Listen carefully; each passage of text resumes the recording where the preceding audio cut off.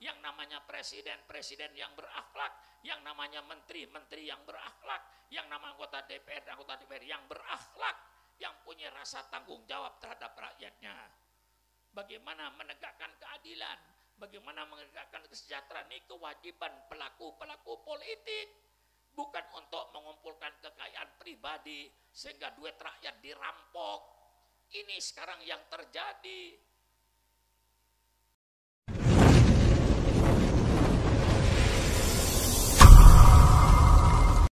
Assalamualaikum warahmatullahi wabarakatuh. Bismillahirrahmanirrahim. Alhamdulillahi rabbil alamin. Wassalatu wassalamu ala asyrafil anbiya'i wal mursalin. Sayyidina wa habibina wa syafi'ina wa maulana Muhammad wa ala alihi wa ashabihi ajma'in. Subhanaka la ilma lana illa ma 'allamtana innaka antal alimul hakim. La haula wa la quwata illa billahil aliyil azim. Amma ba'du. Para alim ulama yang saya muliakan, seluruh pejabat-pejabat pemerintah setempat yang saya hormati, hadirin dan hadirat sekalian yang berbahagia, wabil khusus kepada seluruh panitia tasyakur daripada Masjid Al-Karomah. Terlebih dahulu saya menyampaikan ucapan terima kasih yang setinggi-tingginya. Terima kasih atas segala usahanya dalam pembangunan masjid yang terwujud di depan mata kita sekarang ini. Saya ucapkan terima kasih yang setinggi-tingginya. Mudah-mudahan Allah memberikan pahala yang sebesar-besarnya. Man ahya sunnati inda fasadi ummati falahu mitlu ajri syahidin. Barang siapa yang menghidupkan sunnahku, barang siapa yang menghidupkan agamaku di tengah-tengah kerusakan umatku, maka pahalanya sama dengan pahalanya orang yang mati syahid di medan perang. Mari kita hidupkan agama Islam ini di negara kesatuan Republik Indonesia. Menghidupkan Islam itu banyak caranya. Menghidupkan Islam dengan pembangunan masjidnya, menghidupkan Islam dengan pembangunan pesantrennya, menghidupkan Islam dengan pembangunan madrasahnya, menghidupkan Islam dengan sholat berjamaahnya, menghidupkan Islam dengan dzikirnya, menghidupkan Islam dengan tahlilannya, menghidupkan Islam dengan yasinannya, menghidupkan Islam dengan pengajiannya seperti pada malam ini. Maka kepada panitia saya ucapkan terima kasih yang setinggi-tingginya atas kegiatannya, tentu tidak lepas dari pengorbanannya. Selalu saya titik beratkan pengorbanan. Karena tidak ada satu keinginan, tidak ada satu kemauan yang akan berhasil tanpa adanya pengorbanan. Negara Kesatuan Republik Indonesia ini merdeka.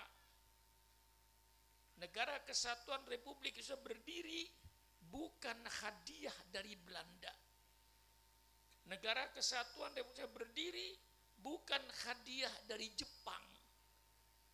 Tetapi NKRI, Negara Kesatuan Republik Indonesia, berdiri di atas aliran darah dan cucuran air mata seluruh rakyat Indonesia. Berapa wanita yang menjadi janda? Berapa juta anak yang menjadi bapaknya meninggal di medan perang melawan Belanda, melawan Jepang. Ini pengorbanan. Belum lagi pengorbanan hartanya. Agama Islam diturunkan oleh Allah kepada Nabi Muhammad sallallahu alaihi wasallam. Islam tidak langsung jaya.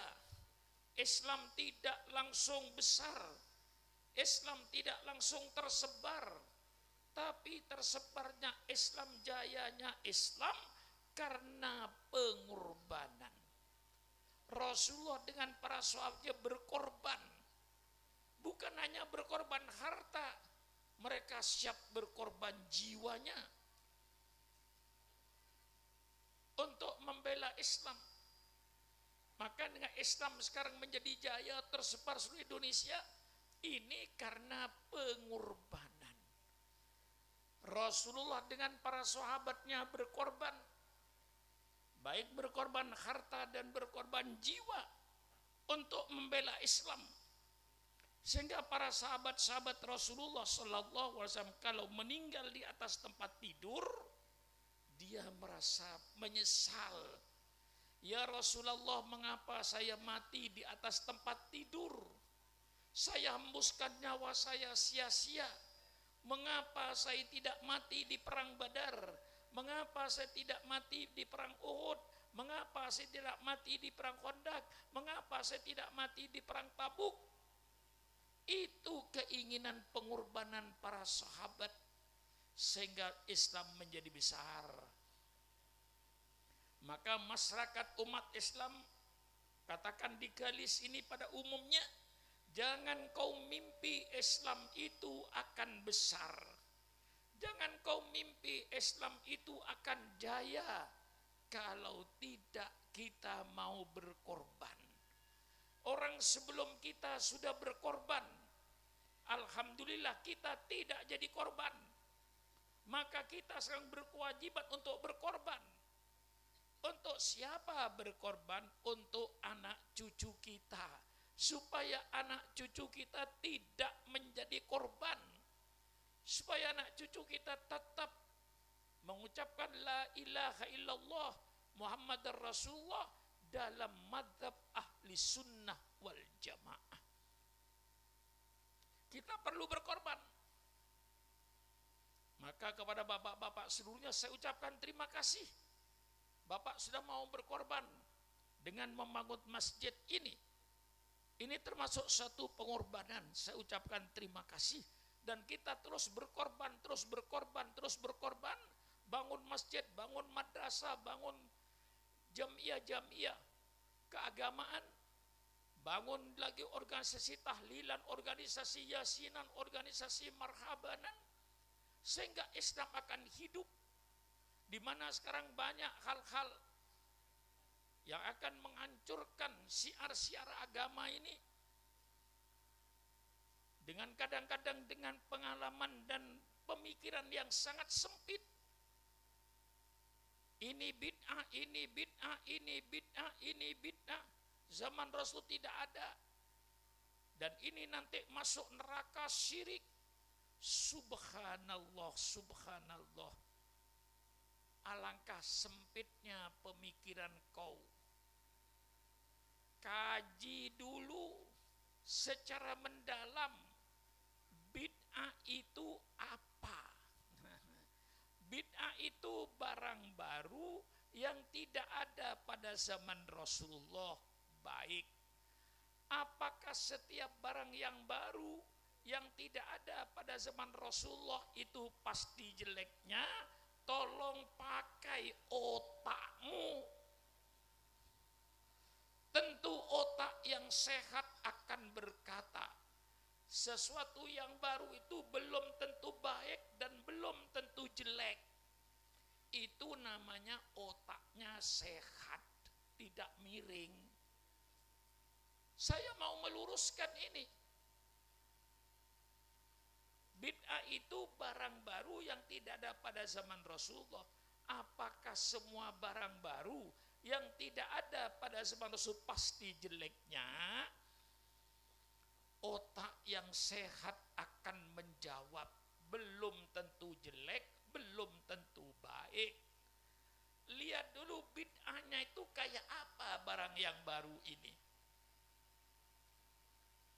Sayyidina Umar Ibnul Khattab radhiyallahu anhu, ketika dia melihat 12.000 sahabat di kota Madinah setiap malam sholat tarawih sendiri-sendiri, kemudian setelah Umar berijtihad, alangkah bagusnya kalau sholat tarawih ini saya bikin berjamaah. Ditunjuklah sahabat bernama Ubay bin Ka'ab. Setelah selesai berjamaah, sholat tarawih berjamaah, Sayyidina Umar dalam kitab Fathul Bari, sarahnya kitab Sahihul Bukhari, di situ Sayyidina Umar berkata, nikmatil bid'atu hadihi. Inilah sebagus-bagus bid'ah. Jadi yang berkata bid'ah itu ada yang bagus, bukan Syukron Ma'mun, Sayyidina Umar Ibnul Khattab radhiyallahu anhu. Karena apa? Zaman Rasulullah tidak ada tarawih berjamaah. Zaman Sayyidina Abu Bakar tidak ada tarawih berjamaah.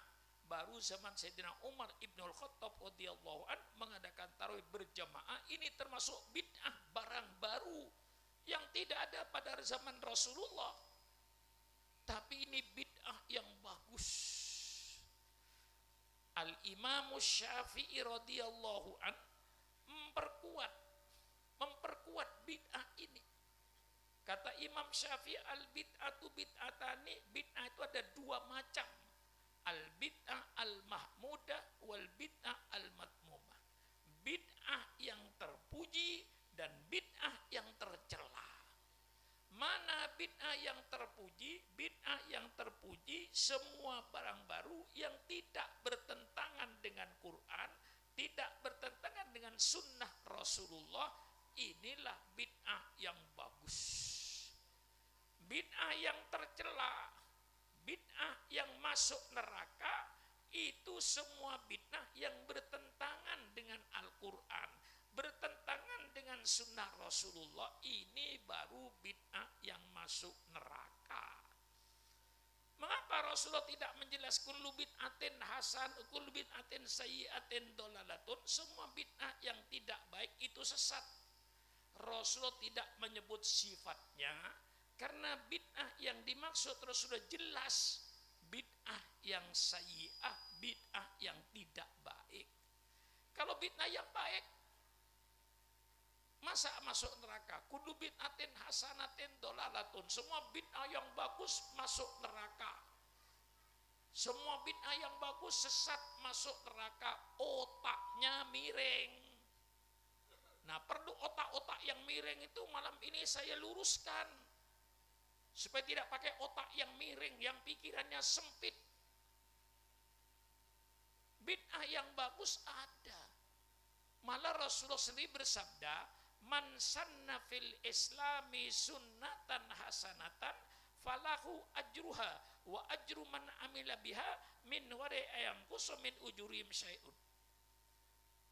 Barang siapa yang mengadakan tradisi-tradisi, kebiasaan-kebiasaan yang baik, maka dia dapat pahala.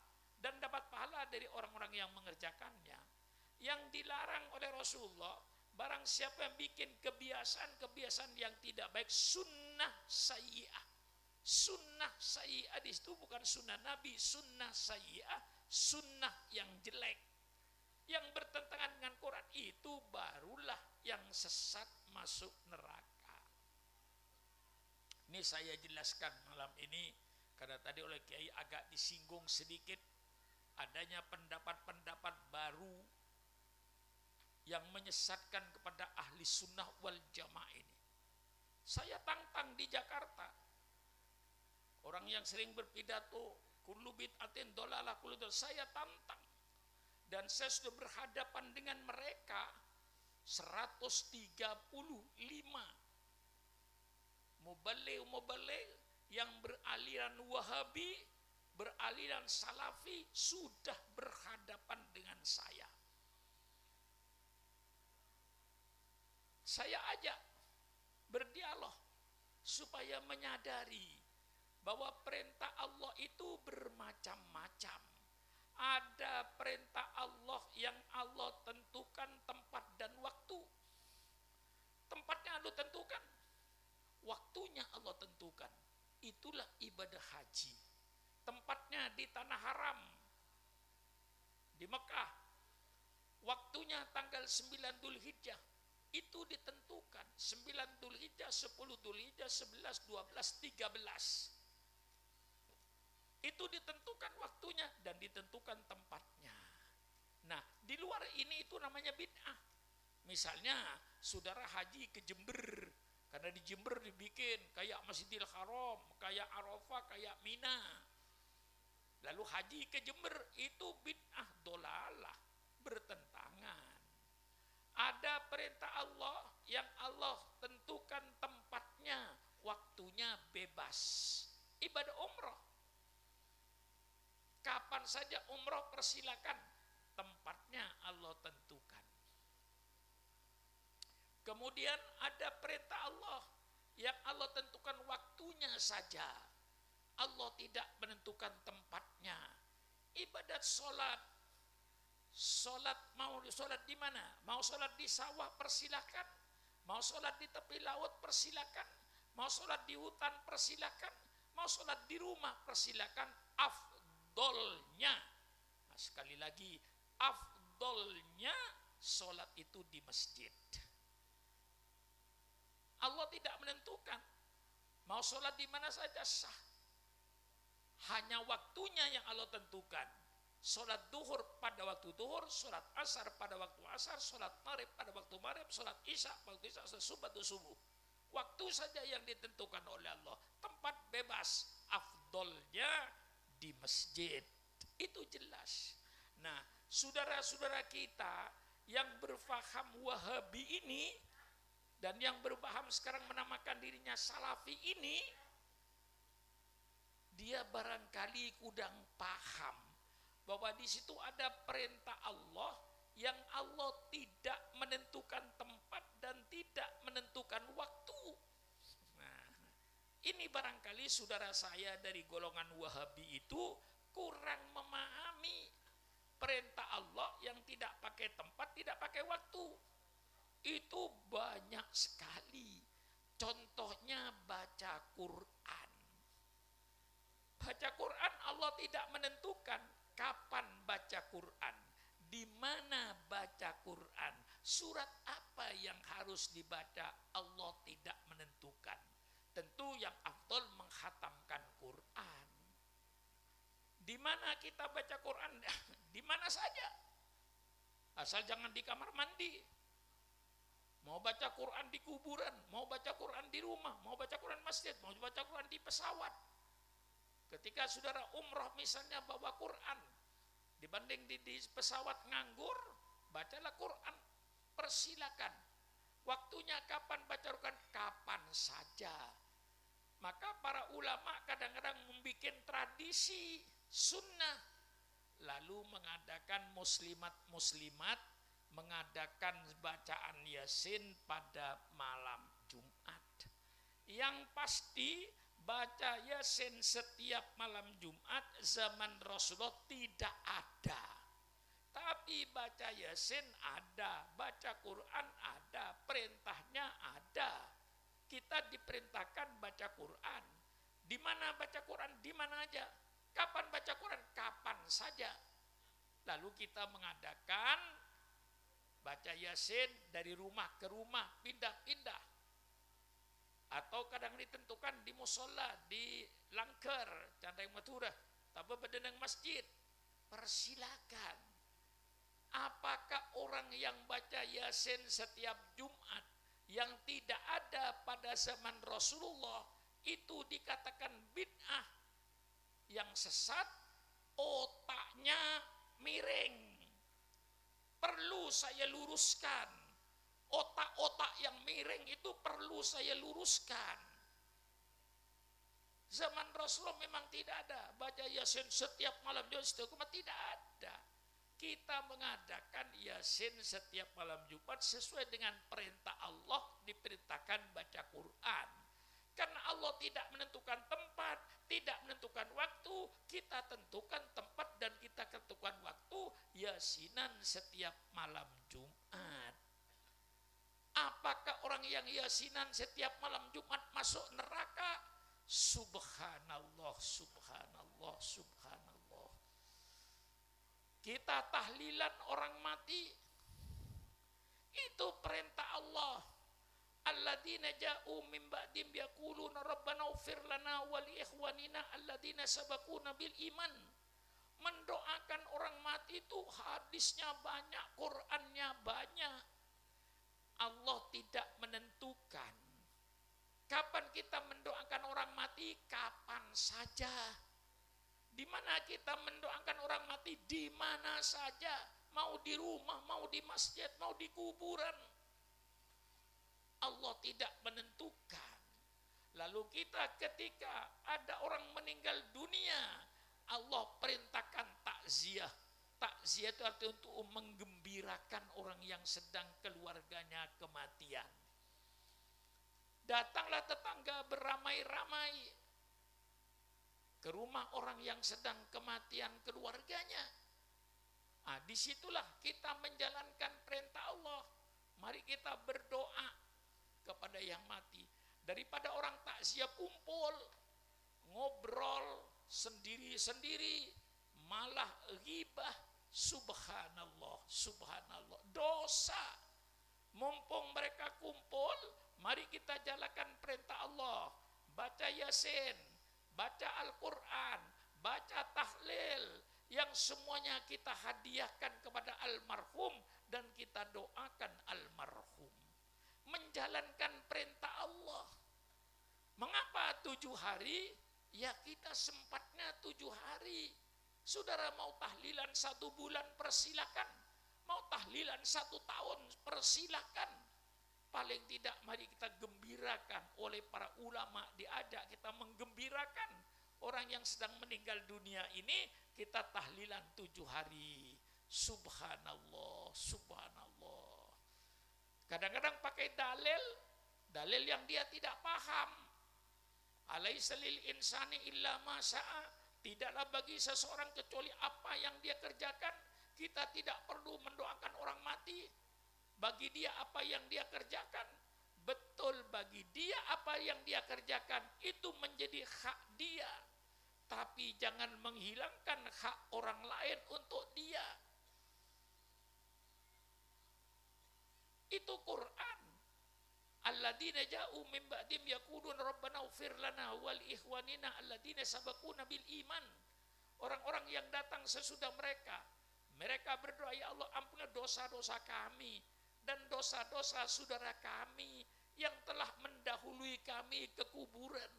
Ini Quran yang menyuruh mendoakan orang mati. Dengan tidak pakai tempat, tidak pakai waktu. Kita mendoakan kakek kita yang mati 6 tahun yang lalu, persilakan. Mendoakan kakek kita yang mati 20 tahun yang lalu, persilakan. Mendoakan ketika meninggalnya, itu insya Allah lebih afdol perasaannya. Tidak ada yang melanggar hukum Allah. Kita tahlilan itu untuk mendoakan orang yang meninggal dunia. Apa ada gunanya Pak Kiai?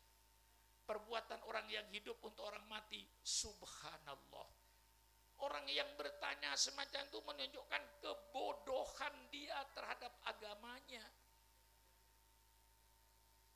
Jelas perbuatan orang yang hidup berguna bagi orang mati. Contohnya mana? Yang jelas contohnya sembahyang mayat. Kita kalau ada orang mati kita sholat, yang sholat siapa? Yang sholat yang hidup, yang dibaca apa? Mendoakan yang mati. Allahumma firlahu warhamhu wa'afi wa'fu anhu. Allahumma inkana musinan fasid bi'iksani wa inkana musiat fatajawaz an sayyiatihi. Ini jelas sembahyang jenazah itu perbuatan orang hidup, berguna dan bermanfaat untuk orang yang mati. Subhanallah. Kalau dikatakan perbuatan orang yang hidup tidak ada gunanya untuk orang mati, itu menunjukkan kebodohannya dalam ilmu agama. Ngaji lagi. Jangan terlalu picik memahami agama ini. Saya berpidato begini dan saya hadapi 135 daripada mubalik Wahabi ini. Mari kita bicara soal agama dengan pembicaraan yang benar. Lah ini banyak perintah-perintah Allah yang Allah tidak menentukan dan waktu. Kita dikir tiap malam minggu, katakan, atau dikir di Masjid Al-Karomah ini tiap malam minggu. Yang pasti zaman Rasul tidak ada zikir tiap malam minggu, tidak ada zaman Rasulullah. Kita adakan zikir tiap malam minggu. Apakah orang yang zikir baca istighfar 100 kali, baca tahlil 100 kali, baca tasbih setiap malam minggu masuk neraka, otaknya miring? Jelas ki? Jelas ki? Jelas ki? Jangan diombang-ambingkan oleh pendapat-pendapat baru yang menghilangkan syiar-syiar agama. Kita diperintahkan baca sholawat. Ini perintah Allah. Ya ayyuhalladzina amanu sallu alaihi wasallimu taslima. Kapan baca sholawat? Kapan saja. Di mana baca sholawat? Di mana saja. Allah tidak menentukan tempat dan tidak menentukan waktu. Lalu kita baca maulid, baca berzandi, ya Rabbi sholli ala Muhammad, ya Rabbi sholli alaihi wasallim setiap malam Jumat. Apakah orang yang baca sholawat setiap malam Jumat masuk neraka? Otaknya miring. Perlu diluruskan otak-otak yang miring ini, yang sekarang sedang ngetren di bumi Indonesia ini. Di mana-mana saja paham ini disebarkan oleh mereka. Rasulullah katanya tidak dikir setelah sholat. Kita baca kitab Riyadhus Shalihin, apa yang dibaca Rasulullah setelah sholat? Itu hadisnya banyak.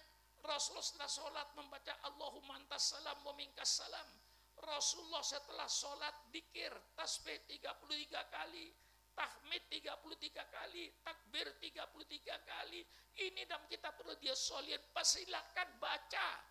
Itu bacaan Rasulullah. Dari mana sahabat kok lalu tahu kalau dia tidak mendengar Rasulullah dikir? Ini semua tercantum dalam hadis.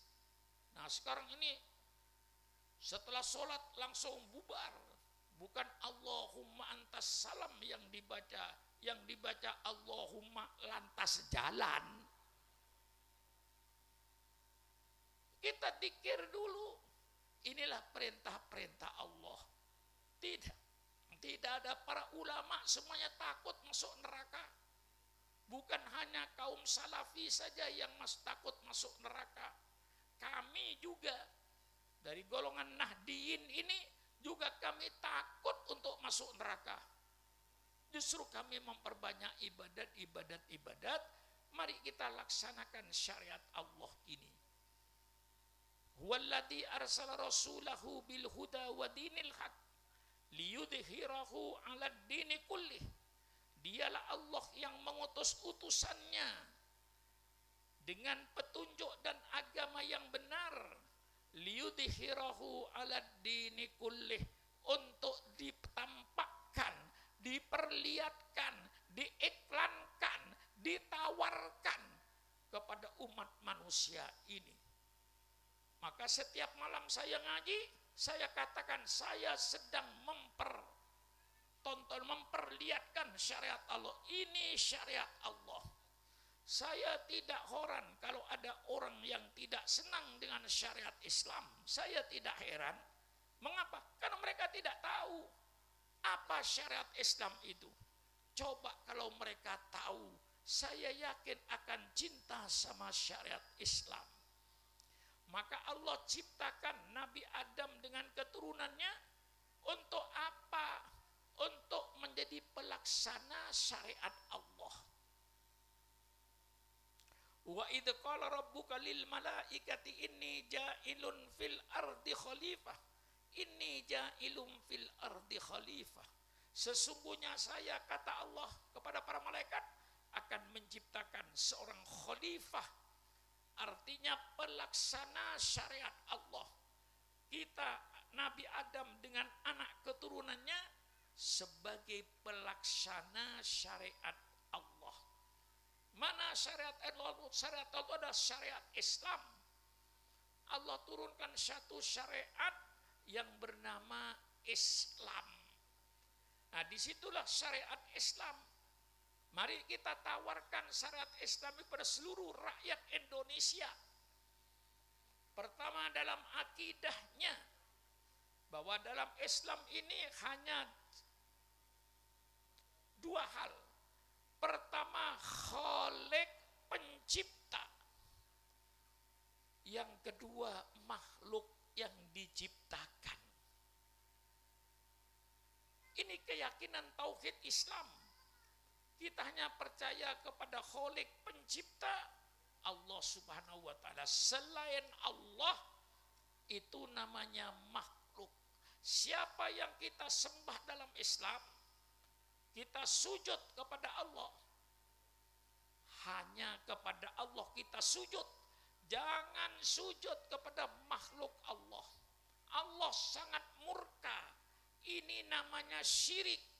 Syirik itu meletakkan sesuatu, disamakan, disejajarkan dengan Allah Subhanahu wa taala. Allah murka.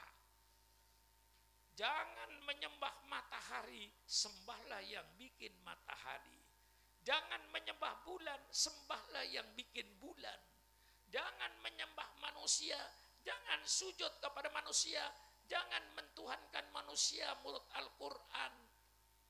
Sembahlah yang bikin manusia, sembahlah yang bikin langit dan bumi. Siapa? Allah Subhanahu wa taala. Ini syariat tauhidnya. Maka Islam ini seperti pembangunan sebuah rumah. Siapa yang membangun Islam? Kadang-kadang kita salah Pak menjawabnya ini. Yang membangun Islam Nabi Muhammad SAW saja. Tidak benar Pak. Saya luruskan akidah kita ini. Siapa yang membangun Islam? Islam itu dibangun oleh 25 Rasul. Jangan menghilangkan Nabi Adam. Jangan menghilangkan Nabi Nuh. Jangan menghilangkan Nabi Ibrahim. Jangan menghilangkan Nabi Musa. Jangan menghilangkan Nabi Isa. Jangan menghilangkan nabi-nabi yang ditulis Al-Quran sebanyak 25. Itulah semua adalah arsiteknya, insinyurnya yang membangun Islam ini. Jadi siapa yang bangun Islam? Islam dibangun oleh 25 Rasul. Dimulai kapan pembangunan Islam? Kemudian Nabi Adam diturunkan, Islam dibangun dengan tauhid. Nabi Adam mengajak umatnya supaya beriman kepada Allah, sujud kepada Allah, bukan sujud kepada Nabi Adam. Dan Nabi Adam bersama-sama dengan umatnya sujud kepada Allah Subhanahu wa taala. Ini akidah syariat Islam. Datang Nabi Nuh. Nabi Nuh seruannya sama, mengajak umatnya beriman kepada Allah Subhanahu wa taala, pencipta alam semesta, sujud kepada Allah, bukan sujud kepada Nabi Nuh. Dan Nabi Nuh bersama-sama dengan umatnya sujud kepada Allah. Islam. Datang Nabi Ibrahim. Nabi Ibrahim seruannya sama, mengajak umatnya beriman kepada Allah, sujud kepada Allah, bukan sujud kepada Nabi Ibrahim. Dan Nabi Ibrahim bersama-sama dengan umatnya sujud kepada Allah, pencipta alam semesta. Islam. Datang Nabi Musa alaihissalam. Nabi Musa mengajak umatnya beriman kepada Allah, pencipta alam semesta, sujud kepada Allah, bukan sujud kepada Nabi Musa. Dan Nabi Musa bersama-sama dengan umatnya sujud kepada Allah. Islam. Datang Nabi Isa. yang oleh saudara kita disebut Yesus Kristus. Di dalam Al-Quran, Nabi Isa seruannya sama. Nabi Isa mengajak umatnya supaya beriman kepada Allah Subhanahu wa Ta'ala yang Maha Esa, sujud kepada Allah, bukan sujud kepada Nabi Isa. Dan Nabi Isa bersama-sama dengan umatnya sujud kepada Allah Subhanahu wa Ta'ala. Islam. Datang junjungan kita Nabi Muhammad sallallahu alaihi wasallam, tidak membawa agama baru. Rasulullah menyempurnakan, menyelesaikan pembangunan Islam. Itu disabdakan Rasulullah sendiri dalam kitab Sahihu Muslim, dalam bab Muhammad Khatamun Nabiyyin. Rasulullah bersabda, "Mathali wa mathalul anbiya min qabli kamathali man bana baitan wa ana akhiru man wada'a hadillabina." Perumpamaan saya, kata Nabi Muhammad, dan nabi-nabi sebelum saya itu cuman ibarat orang-orang yang membangun sebuah rumah. Saya datang terakhir, yang meletakkan batu terakhir, pertanda bahwa pembangunan Islam sudah selesai, sudah sempurna. Jadi Nabi Muhammad datang tidak membawa agama baru, menyempurnakan, menyelesaikan agama yang sudah dibangun sejak Nabi Adam alaihissalam. Rasulullah datang menyempurnakan, menyelesaikan bangunan. Dengan datangnya Rasulullah, bangunan Islam selesai. Karena Islam bangunannya sudah selesai, Allah lalu memproklamirkan, mendeklarasikan kepada seluruh umat manusia, di mana Allah berfirman, "Al-yauma akmaltu lakum dinakum wa atmamtu alaikum nikmati wa raditu lakumul Islam madina." Pada hari ini telah saya sempurnakan agamamu untukmu. Al-Quran 30 juz sudah turun semua ke bumi, sudah tumplek blek semua ke bumi, sudah tidak ada sisanya syariat Allah, sudah sempurna. Zaman Nabi Adam syariat Allah sangat sederhana. Mengapa? Karena tidak ada orang. Zaman Nabi Adam, undang-undang perkawinan, hukum perkawinan tidak seperti sekarang. Sekarang ada yang mengawinkan, ada besan, ada saksi, ada akad nikah, ada mahar, dan seterusnya. Zaman Nabi Adam sederhana. Kakak kandung boleh kawin dengan adik kandungnya. Zaman Nabi Adam. Mengapa? Ya karena waktu tidak ada orang kawin, siapa yang mau besan? Siapa menjadi besannya Nabi Adam? Enggak ada orang. Dipermudah oleh Allah hukumnya. Jadi kalau sekarang di Galis ada orang ingin kawin dengan adiknya sendiri, itu anak salah lahir. Mestinya lahirnya zaman Nabi Adam dulu. Nah, disempurnakan oleh Nabi Nuh, disempurnakan oleh Nabi Ibrahim, disempurnakan oleh Nabi Musa dengan kitab Tauratnya, disempurnakan oleh Nabi Isa dengan kitab Injilnya, disempurnakan oleh Nabi Daud dengan kitab Zaburnya. Datang Rasulullah, semua kitab ini dihapus menurut ajaran Islam, Allah ganti dengan kitab suci Al-Quran yang lengkap semuanya. Nah, kita percaya kepada kitab Injil, mohon maaf kepada umat gereja, bukan Injil yang ada di tangan Anda. Yang umat Islam percaya kitab Injil itu yang firman Allah, yang Allah berikan kepada Nabi Musa, kepada Nabi Isa, dan bukan perkataan Nabi Isa, dan bukan perkataan pendeta-pendeta pada waktu itu. Kita percaya Injil itu kitab suci, yang mana? Yang firman Allah, yang Allah berikan kepada Nabi Isa untuk sampaikan kepada umatnya. Nah sekarang ada 5 Injil. Ada namanya Injil Matius, ditulis oleh orang yang bernama Matius.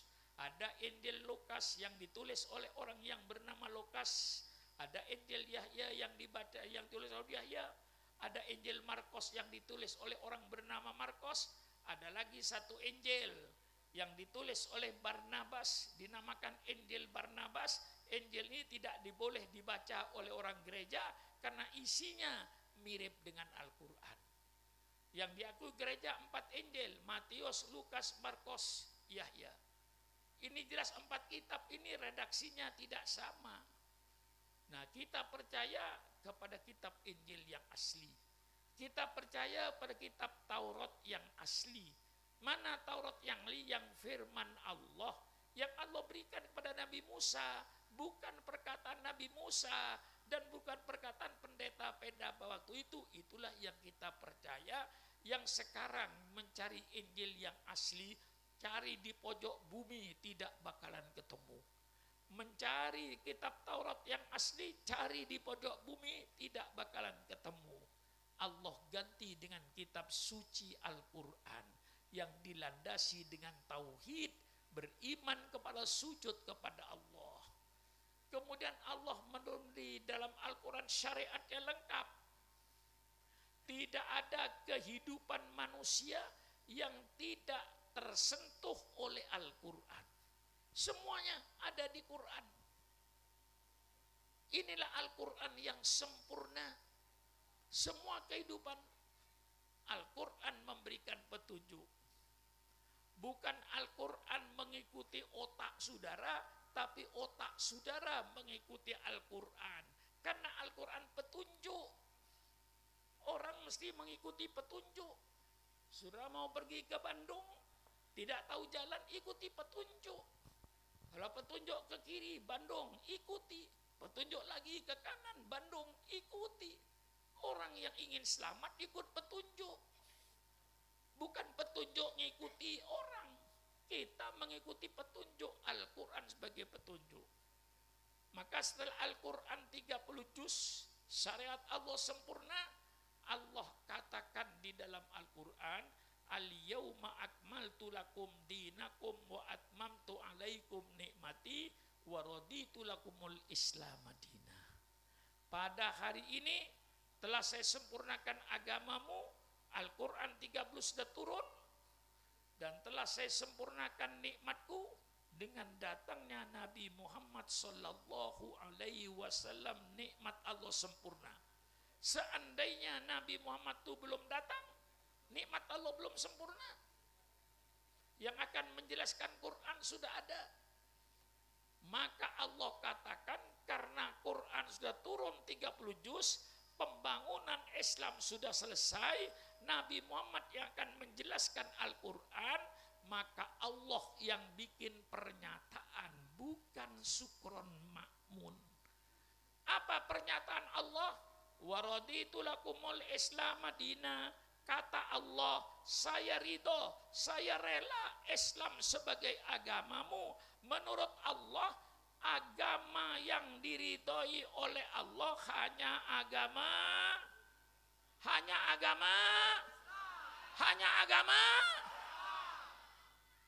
tegas, bukan sukron makmun. Quran, inna dina indallahil Islam, sesungguhnya agama yang diridhoi Allah hanya agama. Allah tegaskan lagi, wa may yabtaghi ghairal islami dinan fala yuqbala minhu wa huwa fil akhirati minal khasirin. Barang siapa yang mengikuti agama selain agama Islam, kata Allah, bukan kata sukron makmun, maka agama itu tidak akan diterima oleh Allah. Dan orang yang mengikuti agama selain Islam, kata Allah, dia akan merugi karena tempatnya di api neraka. Kata siapa? Kata Allah, bukan kata sukron makmun. Bagaimana? Tegas ya? Jelas? Jelas? Ini supaya iman kita itu kokoh. Jangan diombang-ambingkan oleh keadaan sekarang ini yang memang sengaja untuk menyesatkan. Ada beberapa hal yang akan menyesatkan manusia itu yang datangnya dari barat. Seperti kebebasan adalah hak asasi manusia. Subhanallah. kebebasan adalah hak manusia. Ini menurut mereka untuk membebaskan manusia dari asuhan agama. Karena mereka di antara mereka ada yang trauma terhadap agama mereka. Karena trauma terhadap agama mereka, lalu mereka ingin menyelamatkan manusia supaya bebas dari agama. Ini untuk agama mereka, bukan untuk agama Islam. Kita tidak pernah trauma dengan ajaran Islam ini. Malah kita mantap dengan ajaran Islam ini. Karena kita sudah yakin semua perintah agama itu kembali manfaat kepada manusia. Larangan agama dalam Islam pasti madorotnya kembali kepada manusia. Jadi kita dengan perintah Allah, dengan larangan Allah tidak pernah kita trauma. Justru kita merasa besar manfaatnya perintah Allah ini. Besar manfaatnya larangan Allah. Dan hukuman Allah itu hukuman yang paling adil. Al-Quranlah yang menyuruh kita berbuat adil. Orang membunuh orang, kata Quran, jatuh hukuman mati. Itu sangat adil. Karena apa? Nyawa tidak bisa kita timbang dengan apapun saja. Mau Pak Haji? Pak Haji, mau nggak? Saya kasih rumah kayak istana, saya kasih mobil yang bagus, Mercedes tipe S600 yang paling mahal, saya kasih duit 1 M, 1 miliar. Setelah saya serahkan rumah, saya serahkan mobil, saya serahkan duit, saya potong lehernya. Mau nggak? Mau nggak? Mengapa nggak mau? Rumah kayak istana, mobilnya Mercedes, uang 1 miliar, begitu saya serahkan, saya potong lehernya. Mau nggak? Itu namanya bahwa nyawa tidak ada timbangannya. Orang membunuh orang yang paling adil ya dibunuh. Tidak ada lebih adil dari itu. Masa orang membunuh orang dihukum 20 tahun, dihukum 30 tahun, tidak adil. Menurut Al-Qur'an. Maka kalau syarat ini dilaksanakan, insya Allah pembunuhan tidak ada. Mungkin carok nang betul tak ada. Ini apa betul? Sabab mun mati orang masih paten. Kadang ring matura ki bangal acarok. Makai mati orang pakai kok lagi yokom 20 tahun. Keluarlah matiin boleh. Nah ini saudara.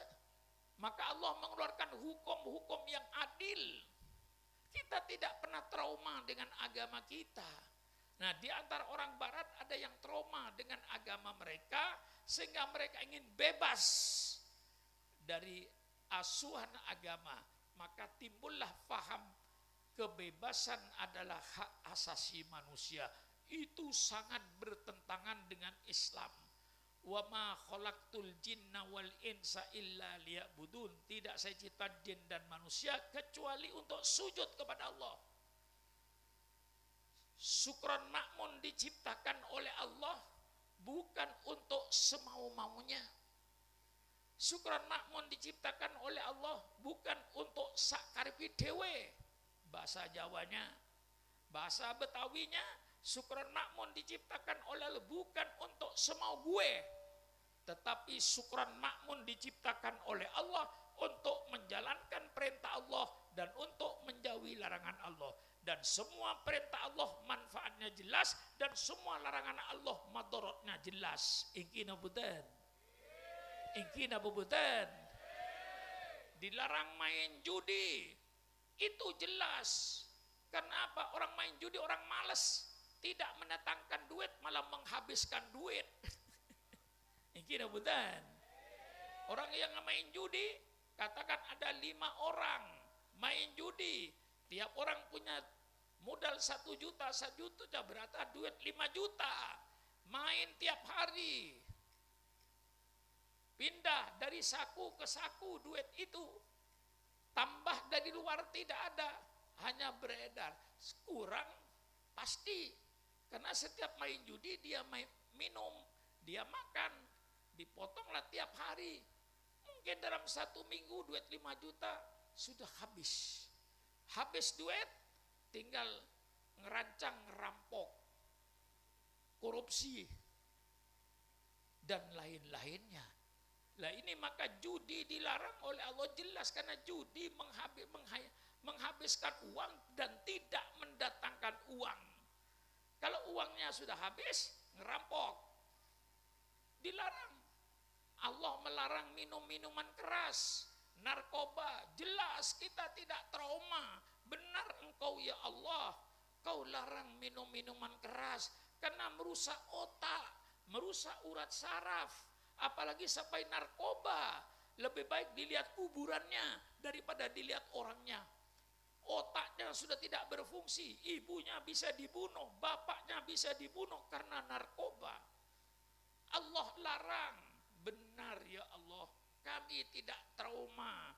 Allah melarang perzinaan, jelas. Di samping merusak keturunan, menimbulkan penyakit HIV, menimbulkan penyakit AIDS, satu penyakit yang sampai detik ini belum ada obatnya yang pasti, dan menghancurkan sendi tubuh manusia. Jelas kau melarang orang berzina, jelas ya Allah. Kami terima, tidak ada orang Islam yang trauma dengan ajaran Islamnya, baik dalam perintah Allah maupun larangan Allah. Di antara orang barat mereka trauma dengan agama mereka, baik trauma dalam sejarahnya, trauma dalam akidahnya, trauma dalam pelaksanaannya, sehingga mereka ingin bebas dari agama. Timbullah yang namanya liberalisme. Kebebasan adalah hak asasi manusia untuk membebaskan manusia dari agama. Kalau manusia bebas dari ajaran agama, sama dengan binatang. Iki napa punten? Ayam bebas dari agama, kambing bebas dari agama, semua binatang bebas dari agama. Kalau manusia supaya bebas dari agama, agama dianggap membelenggu, agama dianggap mengikat kaki yang tidak memberikan kebebasan. Berarti kalau ingin bebas dari asuhan agama, itu sama dengan pembinatangan manusia. Jadi mungkin nikah sedang ada proses agar bangsa Indonesia jadi binatang, supaya bebas dari asuhan agama jadi binatang. Seperti dunia barat. Di dunia barat itu bu,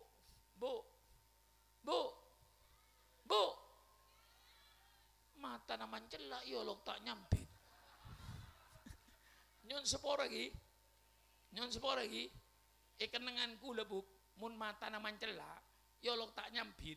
Ganti kan nyamannya cukup gereng bu. Oning cukup gereng apa? Matana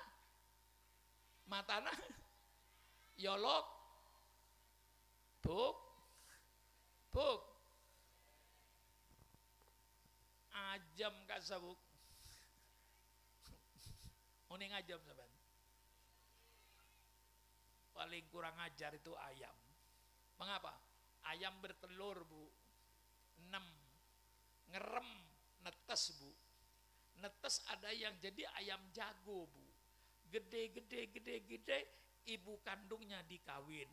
Ingki napunten, kurang ajar napunten. Serah seorang ajar. Ajam. Ajam telur, menem ngiremin. Jadi ajam bini, raja, kabin soman. Kurang ajar napunten. Andi ajam sampean. Andi ajam. Eman ngabinin anan ngabinin embun. Kurang ajar ajam ini. Lah nika sampean iki pada PP jauh so agama, malah sampean dadi ajam. Bebas. Kayak di Eropa itu. Di Eropa berzina bebas, asal mau sama mau. Tidak ada pidana di situ. Datang ke hakim. Hakim, ini istri saya, hakim berzina dengan tetangga. Ditanya, mengapa kau berzina dengan tetanggamu? Saya mau, dia mau, saya senang, dia senang, ketok palu, bebas, hak asasi manusia. Ini sudah terjadi di barat ini sekarang ini. Perzinaan tidak ada larangan asal mau sama mau. Yang masuk penjara kalau memaksa, perempuannya dipaksa, diancam, itu baru kena pidana. Kalau perempuannya mau, laki-lakinya mau, HAM. Ini sekarang sedang ada usaha-usaha di Indonesia untuk ke arah itu. Dengan kedok, hebat, liberalisme, kebebasan adalah hak asasi manusia. Kebebasan dalam Islam ada, tetapi dibatasi. Hai Sukron Makmun, kau bebas berbuat apapun saja selama tidak bertentangan dengan Al-Quran dan sunnah nabimu. Subhanallah, bagusnya Islam memberikan kebebasan, tapi kebebasan yang dibatasi oleh Al-Quran dan sunnah nabimu. Inilah kebebasan dalam Islam yang sekarang ini sedang dilancarkan di Indonesia. Kebebasan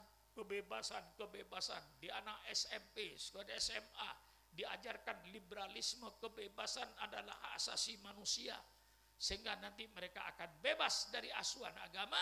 Maka di saat itulah maka saya katakan kebebasan asasi manusia yang tidak dibatasi dengan agama, itu berarti di Indonesia sedang ada proses pembinatangan manusia. Ini sekarang yang sedang terjadi. Maka kita harus merapat kepada ulama, merapat ke masjid. Banyak ibadat, kata saya kurang tahu namanya kiai tadi itu, oleh kiai sebelum saya, perbanyak ibadat, perkuat sehingga benteng imannya kokoh. Tidak mustah diombang-ambingkan oleh paham-paham yang ada.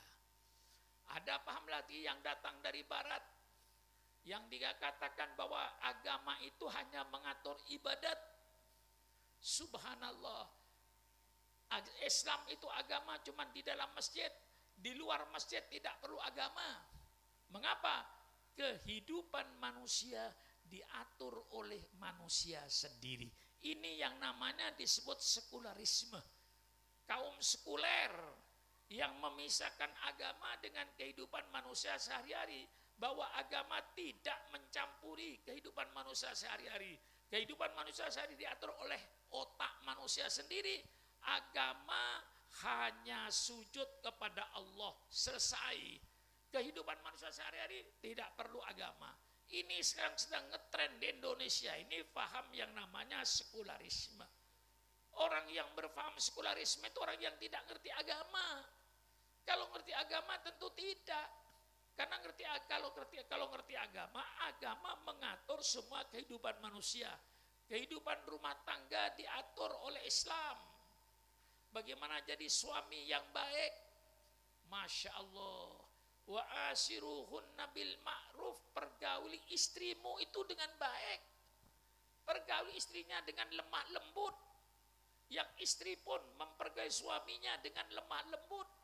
Tidak ada kekerasan rumah tangga dalam Islam itu. Tidak ada kekerasan anak dalam rumah tangga ini. Karena apa? Anak berbakti pada orang tua. Orang tua kasih sayang kepada anak. Laisa minna man lam yuqir kabirona wala yarham saghirona.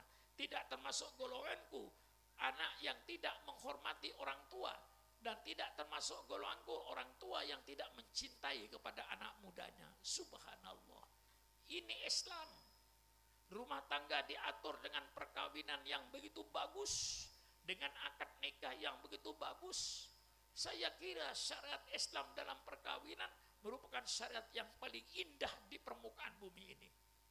Persilakan tunjukkan kepada saya kalau ada yang lebih bagus daripada syariat Islam dalam perkawinan. Dalam rumah tangga, Islam yang mengatur rumah tangga yang baik. Mengapa Islam mengatur rumah tangga? Supaya rumah tangga, anggota rumah tangganya orang yang bermoral, orang yang berakhlak. Seorang suami berakhlak Al-Quran, seorang suami berakhlak sunnah Rasulullah, seorang istri berakhlak Al-Quran, berakhlak sunnah Rasulullah, seorang anak berbakti pada orang tua.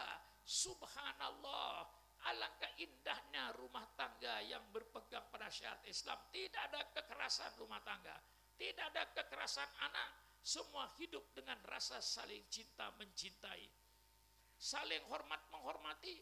Islam mengajarkan suami menghormati istrinya, istrinya menghormati suaminya. Orang tua sayang kepada anak, anak berbakti sama orang tua. Apakah ada syariat yang lebih indah daripada syariat Islam? Ini saya tawarkan. Bertetangga diatur oleh Islam. Alangkah indahnya syariat Islam dalam ber-RT dan ber-RW.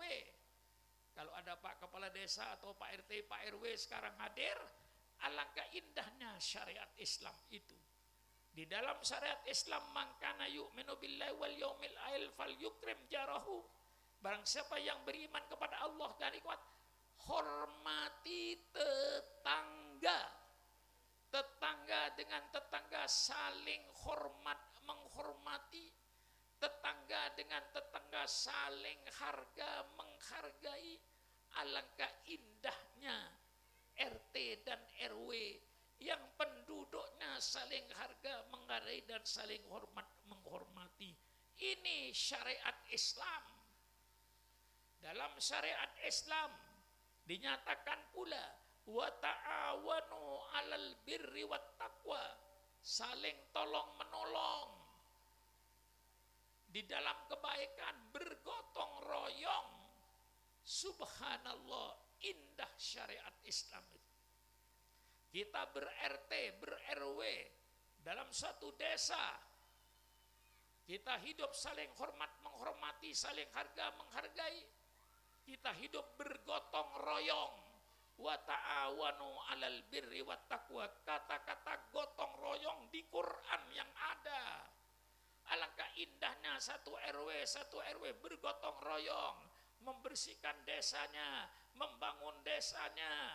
Subhanallah, inilah syariat Allah. Apakah ada yang lebih indah daripada syariat Allah? Tunjukkanlah kepada Syukran Makmun. Ini saya tawarkan syariat Islam. Saya cuma menawarkan. Dibeli, alhamdulillah. Tidak dibeli pun Syukran Makmun, alhamdulillah. Sudah menawarkan. Inilah bangsa Indonesia syariat Islam. Dalam ber-RT, ber-RW. Wala tajassasu. Dalam kita bermasyarakat, jangan saling mencari kesalahan. Ini yang sering kadang-kadang di masyarakat, tetangga dengan saling mencari kesalahan. Itu tidak dibenarkan dalam Islam. Kesalahan tidak usah dicari-cari. Kalau ketemu dengan kesalahan, laksanakan amar ma'ruf nahi mungkar. Tapi kesalahan jangan dicari-cari. Indah syariat Islam ini. Ini semua termaktub dalam Al-Quran, termaktub dalam sunnah Rasulullah sallallahu alaihi wasallam.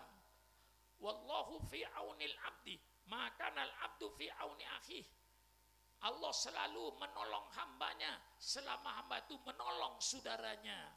Kalau saudara tidak mendapat pertolongan oleh Allah, jangan menyalahkan Allah. Tanya sama diri Anda sendiri. Pernahkah Anda menolong orang lain? Kalau Anda tidak pernah menolong orang lain, jangan mengharapkan kau untuk mendapat pertolongan dari Allah. Allah selalu menolong hambanya selama hamba itu menolong kepada orang lain. Subhanallah.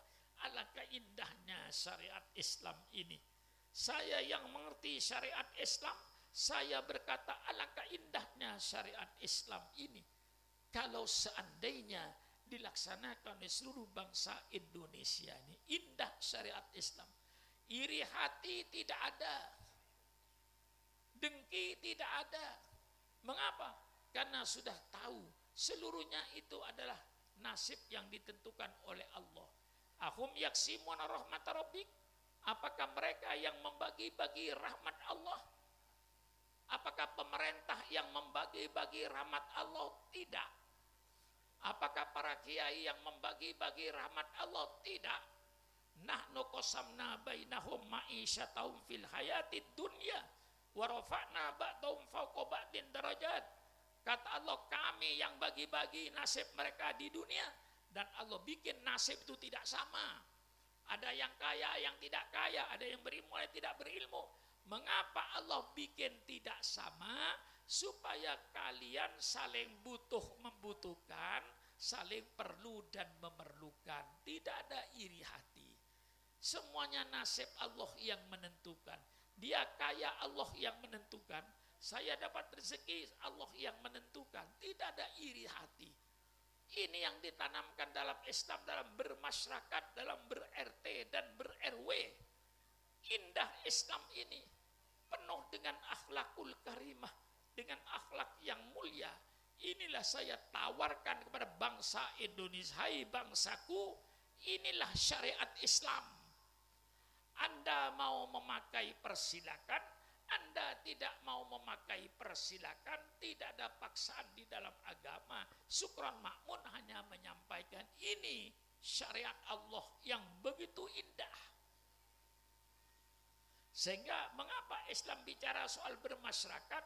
Supaya anggota masyarakat di RT dan di RW, anggota masyarakat yang berakhlak Al-Quran, berakhlak sunnah Rasulullah, insya Allah kampung aman. Ini Islam. Tidak hanya bicara soal ber-RT, ber-Islam bicara soal ekonomi. Mengapa Islam bicara soal ekonomi? Supaya pelaku ekonomi orang-orang yang berakhlak. Orang yang jualan di pasar, orang yang berakhlak. Bukan preman-preman penipu rakyat misalnya. Yang bekerja di perusahaan berakhlak. Yang ada di toko-toko berakhlak, tidak ngurangin timbangan, tidak menipu pembeli. Kalau barang baik katakan baik, barang jelek katakan jelek. Jangan menipu, jangan merugikan konsumen, jangan merugikan pembeli. Ini Islam mengatur. Kalau seandainya syariat Islam dilaksanakan oleh bangsa Indonesia, pemerintah tidak perlu mendirikan badan perlindungan konsumen, tidak perlu.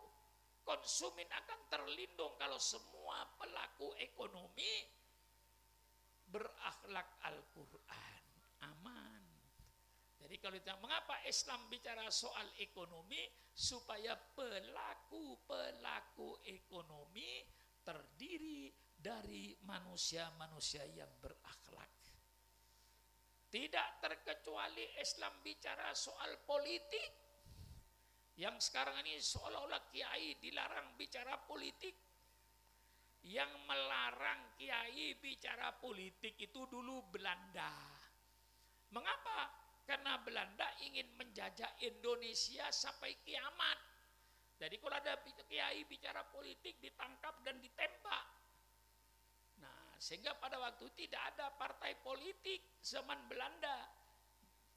Belanda yang melarang kiai tidak boleh berpolitik. Akhirnya negara kayak seperti sekarang ini, korupsi di mana-mana merajalela. Dari atas sampai ke bawah dan merata. Kadang-kadang anggota DPR, pernah ada anggota DPR jumlahnya 45 anggota DPR, 41 masuk penjara semua. Subhanallah, masuk penjara pakai berjamaah. Ini, jadi Islam bicara politik ini supaya pelaku politik ini orang yang berakhlak. Siapa pelaku politik?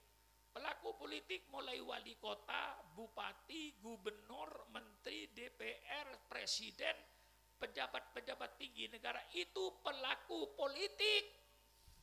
Maka Islam bicara politik. Mengapa Islam bicara politik? Supaya pelaku politik yang namanya bupati yang berakhlakul karimah, yang namanya gubernur yang berakhlak, yang namanya presiden yang berakhlak, yang namanya menteri yang berakhlak, yang nama anggota DPR yang berakhlak, yang punya rasa tanggung jawab terhadap rakyatnya. Bagaimana menegakkan keadilan, bagaimana menegakkan kesejahteraan, ini kewajiban pelaku politik. Bukan untuk mengumpulkan kekayaan pribadi sehingga duit rakyat dirampok. Ini sekarang yang terjadi. Maka perlu kiai-kiai ulama-ulama untuk bicara politik. Tapi politik Al-Quran, politik sunnah Rasulullah, banyak sekali puluhan ayat Quran, puluhan hadis yang berkenaan dengan politik. Kullukum ra'in wa kullukum mas'ulun an ra'yatini. 100% hadis politik. Semua kalian adalah pemimpin. Jangan enak-enak engkau jadi pemimpin. Engkau bergelimang dengan kemewahan jadi pemimpin. Yang dimakan duit rakyat, yang dirampok duit rakyat. Nanti kau yang paling berat pertanggungan jawab di hadapan Allah Subhanahu wa Ta'ala. Kalau pertanggungan jawab manusia bisa diatur. Pertanggungan jawab dengan sama manusia bisa diatur. Manusia bisa dibohongi, atasannya bisa dibohongi. Tetapi Allah tidak bisa dibohongi.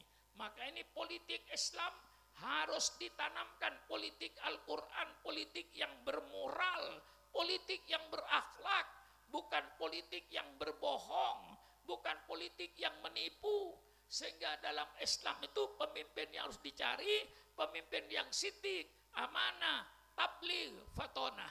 Cari pemimpin yang sidik, yang jujur. Ini yang pokok. Cari pemimpin yang amanah, yang terpercaya, yang tidak berkhianat kepada rakyatnya. Cari pemimpin yang tabligh, yang selalu pemimpin itu menyampaikan kebenaran, bukan menyampaikan kebohongan. Cari pemimpin yang fatona, pemimpin yang cerdas otaknya. Mengapa pemimpin harus pilih yang cerdas? Supaya pemimpin itu dapat menyelesaikan kesulitan-kesulitan rakyatnya. Rakyatnya sulit. Kalau pemerintahnya cerdas, pemimpinnya cerdas, insya Allah bisa menyelesaikan persoalan rakyatnya. Tapi kalau pemimpinnya bodoh, rakyatnya sulit sampai kiamat, rakyatnya tetap sulit. Bagaimana? Jelas? Jelas? Lah inilah Islam. Memberikan petunjuk dalam berumah tangga, memberikan petunjuk dalam bermasyarakat, memberikan petunjuk dalam ekonomi, menjadikan petunjuk di dalam berpolitik. Semuanya dikasih petunjuk oleh Al-Quran dan Sunnah Nabi. Nah, marilah kita jalankan syariat Islam ini dengan sebaik-baiknya. Oleh orang Islam sendirilah paling tidak. Kita yang harus melaksanakan pertama kali. Atur rumah tangga kita secara Islam. Atur masyarakatnya secara Islam. Atur ekonominya secara Islam. Jangan makan riba. Jangan makan barang yang haram. Subhanallah, subhanallah. Indahnya Islam, Bu. Bu. Bu. Bu. Tidur.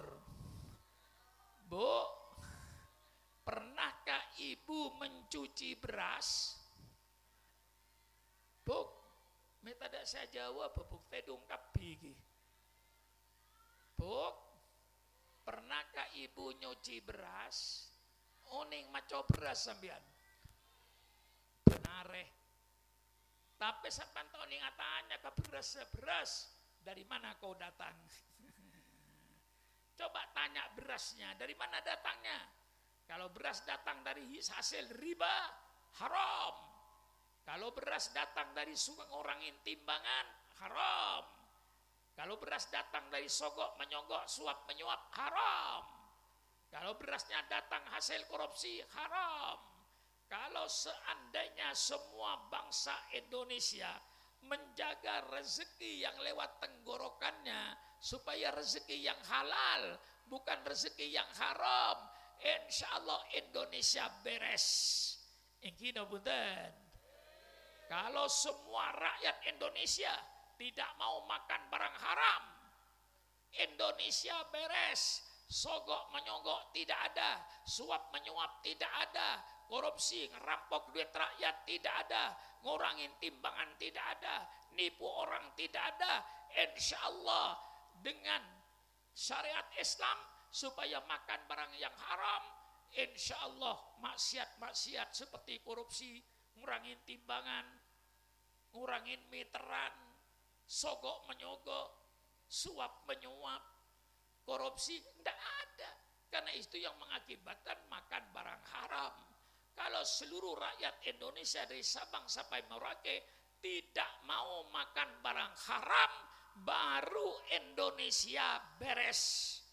Selama rakyat Indonesia masih mau makan haram, maka Indonesia tidak akan beres. Sogok menyogok akan maju, korupsi akan berjalan terus, penipuan ekonomi, penipuan ngurangin timbangan jalan terus. Selama bangsa Indonesia masih mau makan haram, maka bangsa itu tidak akan beres.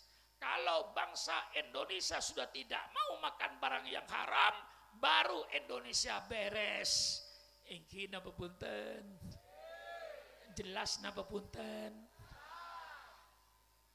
Lah nika gunana ngaji. Gunana ngaji. Jaga gerungna sambian.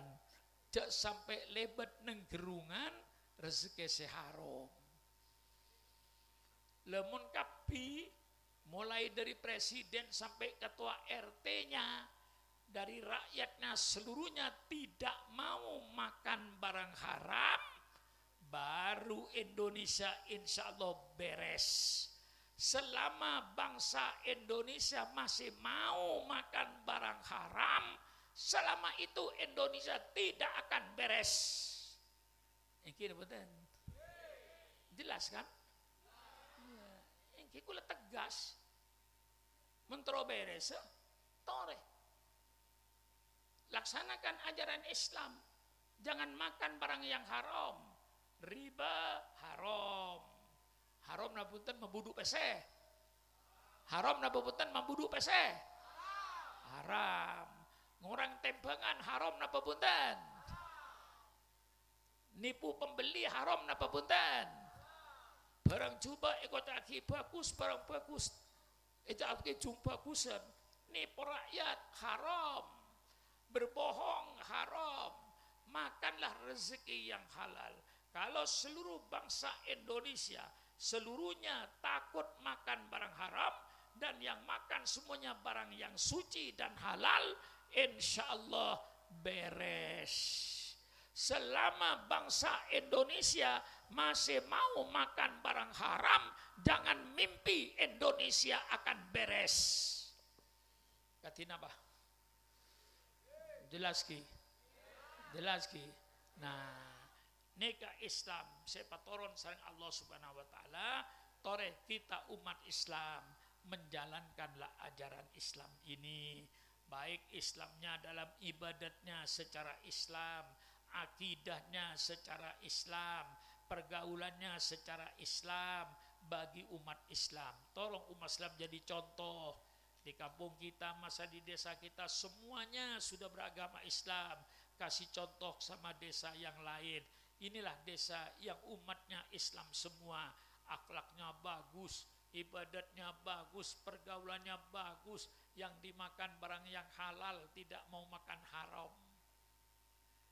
Insya Allah keberkahan akan turun dari Allah Subhanahu wa ta'ala. Saya kira cukup sekian saja apa yang saya sampaikan. Sudah saya pidato mulai rumah tangga sampai berbangsa, bernegara yang dijaga. Mari kita hidup satu bangsa di Indonesia, bangsa Indonesia. Kita hidup rukun, hidup toleransi. Yang sekarang seolah-olah Islam itu tidak toleransi. Subhanallah. Kita sudah hidup ratusan tahun bersama orang Kristen, kita sudah hidup ratusan tahun bersama orang Hindu, bersama orang Buddha. Tidak pernah terjadi perang antara Islam dengan orang Hindu, tidak pernah terjadi. Tidak pernah terjadi perang antara Kristen dengan umat Islam di Indonesia, tidak pernah terjadi. Kita sudah rukun karena ajaran Islam yang menyuruh rukun walaupun berbeda agama. Kita toleransi, tunjukkan kebaikan kita kepada agama lain, saling hormat menghormati antar umat beragama, saling menghargai antar umat beragama, tapi bukan berarti membenarkan semua agama. Membenarkan semua agama hukumnya kafir, murtad. Pahami nggih? Jadi toleransi itu batasnya saling hormat menghormati antar umat beragama. Saling harga menghargai antar umat beragama. Hidup rukun, hidup damai antar umat beragama. Tapi bukan berarti membenarkan semua agama. Membenarkan semua agama kafir. Semua agama itu benar menurut pemeluknya masing-masing. Ini betul. Saya ulang sekali lagi. Semua agama benar menurut pemeluknya masing-masing. Sukron Makmun tentu berkata, Innad dina indallahil Islam. Agama yang diridhoi oleh Allah hanya agama. Persilakan Anda dengan keyakinan Anda. Lakum dinukum waliyadin, agamamu agamamu, agamaku agamaku. Laksanakan agamamu, kita tidak akan mengganggu. Kami akan melaksanakan agama kami pun jangan diganggu. Itu jelas Al-Quran. Lebih jelas lagi Al-Quran menyatakan, La tasubul ladina yad'una min dunillah fayasubullah adwan biwairi ilmin. Hai orang-orang yang beriman, kau jangan menghina. Kau jangan mencela orang-orang yang menyembah kepada selain Allah, karena nanti dia akan menghina Allah, timbullah permusuhan di antara kalian. Ya, tuh. Masih banyak lagi hadisnya. Waman ada dimyan fakot adani. Barang siapa yang menyakiti orang-orang non-muslim yang mereka hidup rukun dengan orang Islam, berarti kau telah menyakiti saya, kata Rasulullah. Dalam hadis lain, waman ada dimiyan fa'ana khosmuhu idza ma kuntu khosmahu khosamtu yaumal qiyamah. Barang siapa yang menyakiti orang-orang non-muslim yang mereka hidup rukun dengan orang Islam, berarti sayalah musuhnya. Kalau saya musuhnya, nanti kau saya musuhi pada hari kiamat. Ini apa? Sanksi yang dibawa oleh Rasulullah SAW. Kita hidup rukun, saling hormat menghormati, tapi bukan berarti membenarkan semua agama. Lah sekarang ini diajarkan kepada anak-anak muda-muda ini di sekolah-sekolah, semua agama benar, semua agama sama, semua umat beragama, agama apapun saja masuk surga. Itu dalam rangka pemurtadan. Nah sekarang saya kasih logika kepada saudara. Kalau orang yang sholat subuh masuk surga, orang yang tidak sholat subuh juga masuk surga. Surganya sama. Milih yang mana? Hah? Ayo yang kumisan, kotak-kotak. Yang sholat subuh masuk surga. Yang tidak sholat subuh masuk surga juga. Surganya sama. Milih yang mana? Hah? Milih yang mana? Milih yang tidak sholat. Mengapa milih yang sholat kalau sama-sama masuk surga? Yang puasa Ramadan masuk surga. Yang tidak puasa Ramadan masuk surga. Surganya sama. Surganya sama. Milih yang mana? Milih yang tidak puasa. Inilah untuk menipu anak-anak muda sekarang ini. Dan banyak yang tertipu. Semua agama sama. Semua agama masuk, semua umat beragama masuk surga. Subhanallah. Mengapa Sukron Makmun sholat subuh tiap pagi? Perlu saya jawab? Perlu saya jawab? Saya jawab. Saya sholat subuh setiap pagi karena saya yakin dengan sholat subuh insya Allah Sukron Makmun masuk surga. Tidak sholat subuh masuk neraka. Jelas jawabannya. Mengapa Sukron Makmun puasa Ramadan 1 bulan? Perlu saya jawab? Saya puasa Ramadan karena saya yakin dengan puasa Ramadan insya Allah Sukron Makmun masuk surga. Tidak puasa Ramadan masuk neraka. Kalau yang puasa Ramadan masuk surga, yang tidak puasa Ramadan masuk surga, surganya sama. Untuk apa saudara berpuasa? Ini sekarang tadi penipuan intelektual, penipuan logika yang sedang disebarkan di sekolah-sekolah ini supaya anak jadi murtad. Nah, toleransi dalam Islam, toleransi itu hidup rukun, hidup damai antar umat beragama, saling menghargai, saling menghormati, tapi bukan berarti membenarkan semua agama. Membenarkan semua agama murtad, kafir menurut Al-Quran. Saya kira semuanya sudah jelas dan sudah jauh malam.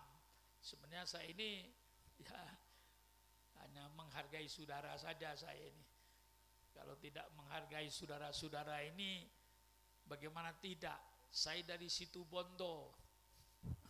Ada acara di Situbondo, saya kasih ceramah di Situbondo, jam 1:30 saya turun, jam 1 saya turun, 1:30 saya menuju ke Surabaya, tapi jalan macet ketika mau masuk Probolinggo, mulai dari Keraksan, mulai dari Situbondo sudah mulai macet, puncaknya di Keraksan sampai ke Paiton, dari Paiton Keraksan sampai mau masuk Probolinggo itu Masya Allah macetnya bukan main.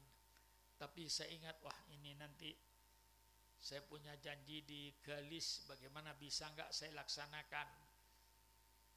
Ya Alhamdulillah, apalagi saya sedang dalam keadaan kurang sehat Bu, karena saya jatuh setelah mandi, saya keluar dari kamar mandi, saya kepleset karena keramik saya mungkin oleh pembantu saya sedang dipel basah, jadi saya tergelincir, terpukullah paha saya ini. Akhirnya ya tulang yang ada itu kata dokter istilahnya ya sudah keropos karena tulang sudah tua. Maklum umur saya ini Bu, ingin tahu umur saya enggak Bu? Umur saya ini sekarang ini Bu 82 tahun. Bukan umur pendek, itu sudah umur panjang itu. 82 tahun. Jadi tulang itu sudah tua, keropos. Kata dokter kalau mau dipakai lagi ya saya ikat dengan kawat. Tapi nanti mungkin Pak Kiai 2 tahun, 3 tahun harus pakai kursi roda. Untuk kembali susah karena tulang sudah tua. Kalau saya ganti, ini Bu, kalau saya ganti dengan spare part bikinan Jerman. Jadi ini onderdilnya, engsel yang di sini nih bukan tulang lagi ini. Engselnya itu ya dari logam. Apa itu dari platina, saya nggak tahu, tapi yang jelas berat, putih, licin, dimasukkan ke sini, tulang yang kayak unde-unde itu ditarik, tidak dipakai lagi, diganti oleh dokter dengan bikinan Jerman ini dengan sepanjang 18 cm. Jadi ya jauh dengan ciptaan Allah, tapi ya Alhamdulillah saya dalam tempo 1 bulan yang biasanya patah tulang itu bisa 6 bulan tidak bangun di tempat tidur, tapi Alhamdulillah dokter memperhitungkan waktu itu 2 bulan, tapi ternyata saya lebih cepat dari perhitungan dokter. Saya 1 bulan lebih, 1 minggu saya langsung bisa jalan tidak pakai tongkat lagi. Itu Alhamdulillah. Ya namanya engsel yang gerak ini Bu, paha saya Bu, engselnya dari Jerman Bu. Bikinan Jerman yang gini-gini sekarang ini ya walaupun tidak sama dengan bikinan Allah, tapi saya Alhamdulillah bisa berjalan, bisa berdiri, bisa naik lantai 2, lantai 3 di pondok asal pelan-pelan dengan melangkah satu persatu. Alhamdulillah, Alhamdulillah, Alhamdulillah Bu. Maka malam ini karena saya ingat kepada panitia yang sudah berkorban untuk tasyakuran masjid, maka alhamdulillah masjidnya bagus. Saya ucapkan terima kasih pada seluruh para jemaah, para penyumbang. Insya Allah punya saham di akhirat yang nanti menjadi amal jariahnya bapak-bapak dan ibu-ibu. Insya Allah dengan melihat masjidnya yang jauh lebih bagus daripada rumahnya. Kadang-kadang rumahnya lebih bagus dari masjidnya. Tapi alhamdulillah di kampung ini insya Allah masjidnya jauh lebih bagus daripada rumahnya. Mudah-mudahan itu menunjukkan kepada iman yang kuat. Membangun masjid itu sulit, memelihara masjid itu jauh lebih sulit. Nah itu ya, diingat kepada panitia, membangun masjid itu sulit, menjaga masjid dan memelihara masjid jauh lebih sulit. Dijaga masjid ini, dipelihara masjid ini, mari kita makmurkan masjid ini dengan sholat berjamaahnya, dengan pengajian-pengajiannya, dengan anak-anak kita didik baca Quran dan didik ibadat di sholat ini, sehingga betul-betul rumah Allah ini menjadi rumah tempat beribadat, sebagaimana Ustadz tadi, Kiai tadi sebelum saya menjelaskan tentang sholat. Inilah kepada panitia sekali lagi saya ucapkan terima kasih dalam tasyakuran masjid ini. Tolong masjid dijaga, dipelihara dengan sebaik-baiknya, dimakmurkan masjid ini. Jangan sampai tidak makmur masjidnya, makmur dengan pengajiannya. Yang tua-tua, yang umurnya sudah seperti saya ini, ya tiap malam Jumat atau malam Minggu, malam apa saja yang dipilih, adakan dzikir bersama, istighosah bersama. Kemudian yang anak-anak muda, kalau malam Minggu adakan bacaan bersendi, baca marhaban. Orang-orang yang ada di sekitar masjid, kalau Kamis sore tolong bikin makanan Bu, masukkan ke masjid. Insya Allah kalau masjid nanti banyak makanan malam Jumat, insya Allah anak-anak ibu gak usah disuruh ke masjid, dia datang sendiri Bu. Betul atau tidak? Jadi bapak dan ibu pandai-pandai mancing. Mancing itu pakai umpan. Itu kebiasaan dulu ketika saya di Sampang, masih kecil. Rezeki tidak seperti sekarang, jauh lebih sulit. Tapi tiap malam Jumat, namanya di masjid, di musola, langker, itu penuh dengan makanan Bu. Pisang goreng, makanan ini, kadang-kadang tumpeng. Ya, ada yang bikin tumpeng malam Jumat, ada yang goreng pisang, ada yang tahu segala macam, kadang-kadang singkong, pohong, tenggang kuring, masuk aki ke masjid, dua neng masjid banyak deeren Bu. Insya Allah anak sampean tak napu soro Bu. Alon cak tibi ke masjid Bu. Macam marhabanan, mari macam marhabanan, membeda nase bagi nase, membeda ringkuring bagi ringkuring. Insya Allah Islam ini hidup. Zaman kula nang kaju Sampang, lambak mon malam minggu ni hidup. Sabab bagian ni bini anak kebay marhabanan, kek lakian pegawai marhabanan, rame kampung kasama solawat. Padahal rezeki zaman kenika jauh penting noso sampai mangken. Lah sampean mentro anaan ke masjid malam Jumat gampang. Bade semasang rasol, basa kuring gedang, bade kuring tenggang, bersengelah napa ki ngelah jagung, sabek ke masjid. Insya Allah anan sampean tak nampu soro, maghrib lah masuk ke masjid, maca solawat, maca maulid, baca bersendih. Insya Allah kampung kita oleh Allah diberi keberkahan. Lalu ibu-ibu maghrib ya baca Quran Bu, matikan televisinya kalau waktu maghrib sampai isya. Sekarang televisi sudah nggak musimnya HP, nongkrong bersama HP-nya berjam-jam. Apa yang ditonton kita tidak tahu. Maghrib isya HP-nya dilempar dulu, baca Yasin di rumah, baca surat Waqiah di rumah. Insya Allah keberkahan Allah turunkan dari langit, Bu. Keberkahan tidak turun cuma-cuma, Bu. Allah turunkan keberkahan itu mesti ada sebabnya. Baca surat Waqiah, baca Yasin, baca sholawat tiap malam minggu atau tiap malam Jumat, masjid penuh dengan makanan, anak-anak muda kumpul baca marhaban. Insya Allah kampung kita oleh Allah diturunkan keberkahan. Ini anjuran saya. Sekian saja, kurang lebihnya saya minta maaf. Wallahul muwaffiq ila aqwamit thoriq. Wassalamualaikum warahmatullahi wabarakatuh. Nama pidato surat 2 boleh. Al-Fatihah biniyatil qabul wa tamami kulli su'lin wa ma'mul ala kulli niyatin shalihah wa ila hadratin nabi. Al-Fatihah. A'udzubillahi minasyaitonir rajim. Bismillahirrahmanirrahim. Alhamdulillahirabbil alamin arrahmanirrahim maliki yaumiddin. Iyyaka na'budu wa iyyaka nasta'in ihdinas siratal mustaqim siratal ladzina an'amta 'alaihim ghairil maghdubi 'alaihim waladdallin. Amin. Allahumma bihaqqil Fatihah wa bi sirril Fatihah wa bi karamatil Fatihah wa bi barakatil Fatihah wa bi jahi man unzila 'alaihil Fatihah. Ya farijal ham, ya kashifal gham, ya man li 'abdi yaghfir wa yarham, ya dafi'al bala idfa'nal bala, ya dawil bala wal waba wa ta'un. Ya Allah, ya Allah, ya Allah. Ya muyassir kull asir fataysirul asir alaka yasir. Ya muyassir kull asir fataysirul asir alaka yasir. Ya muyassir kull asir fataysirul asir alaka yasir.